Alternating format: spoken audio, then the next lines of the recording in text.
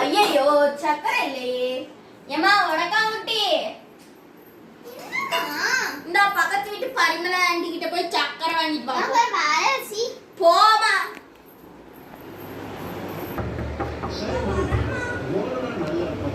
மாமா உள்ள மாமா குடுங்க.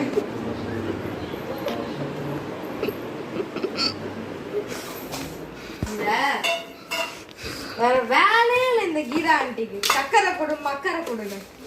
டெய்லியும் வந்துருங்க சக்கரை கொடு பருப்பு கொடு எள்ளு உருண்டை கொடுங்க. இன்னைக்கு என்ன கறியா கொஞ்சம் கொடுத்து விடுங்க. வீட்டுல சோறாக்கலன்னு வந்துடுறது கடுப்பு ஏத்திருக்குன்னே வர வேண்டியது.